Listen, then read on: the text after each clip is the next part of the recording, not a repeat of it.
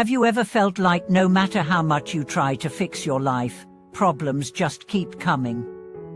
Have you ever found yourself caught in a cycle of frustration, blaming others for your unhappiness, yet finding no lasting relief?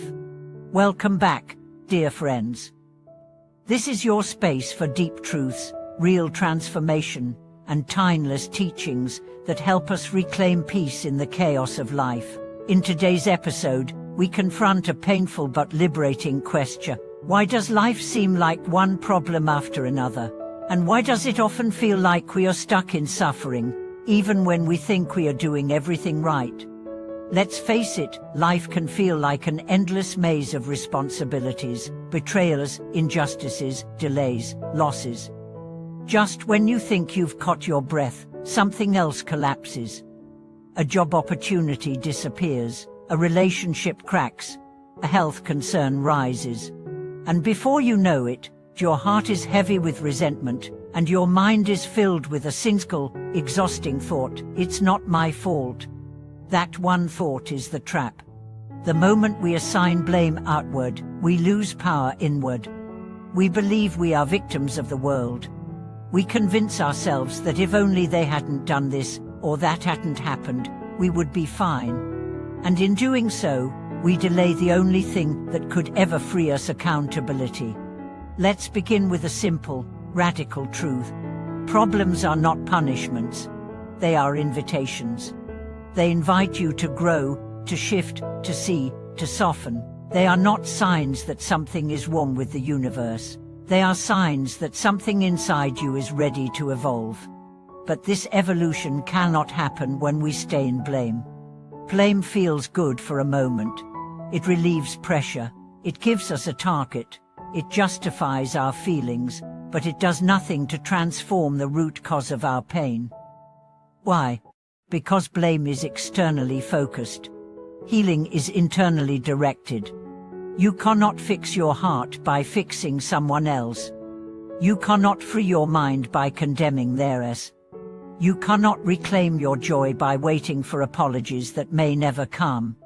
The truth is, as long as your peace depends on the behavior of others, your peace will never be secure. That's what the ancient masters understood. Let's dive into a story that reflects this teaching.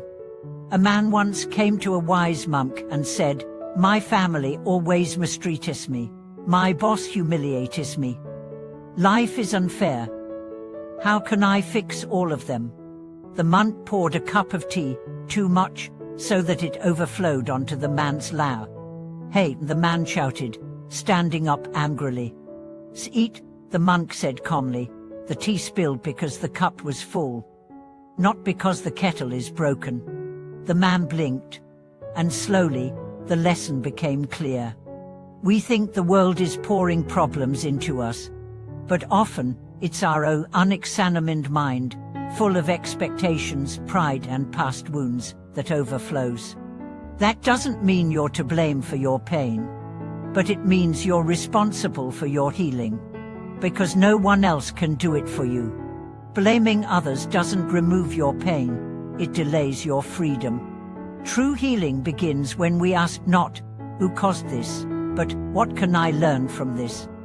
Not, "Why me?" but "What now?" Let's bring it closer to home.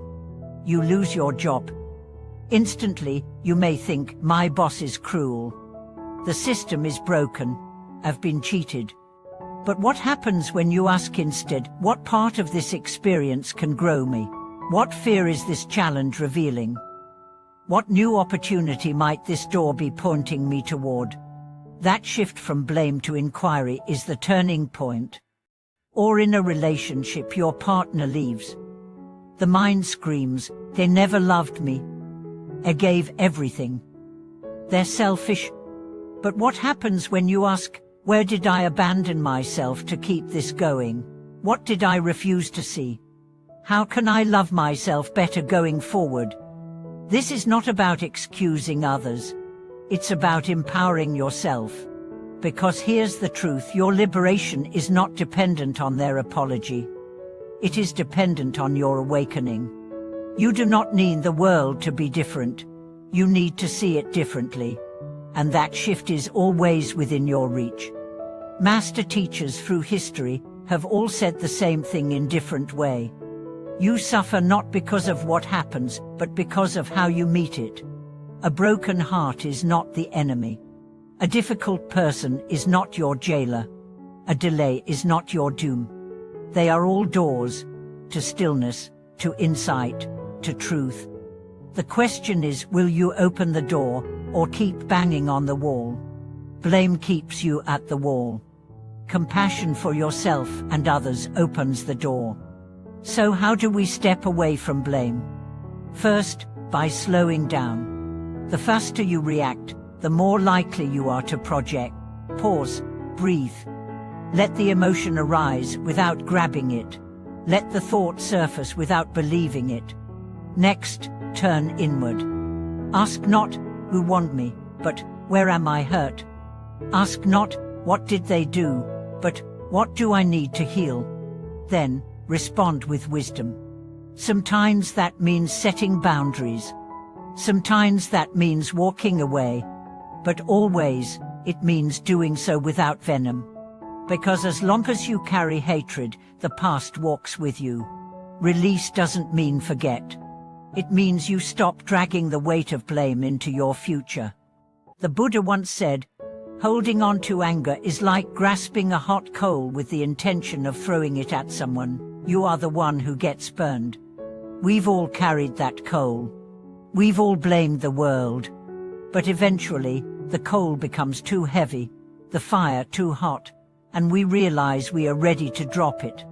Not because they deserve forgiveness, but because we deserve peace.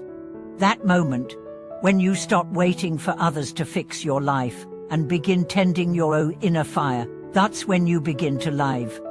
That's when problems stop being punishments and become practices. That's when pain becomes a teacher, not a tormentor. And that's when you discover that even in the worst moment, you are never powerless. Because you always have the power to choose how you meet it. To choose stillness. To choose responsibility. To choose healing. Thank you for watching this video. If you've ever felt stuck in the blame cycle and found a way to step out, share your story in the comments. What helped you reclaim your power? Let's walk this path together away from blame and into freedom. If this message helped you today, please like, subscribe, and hit the bell so you never miss the wisdom that helps you live lighter, deeper, and more awake right here, right now.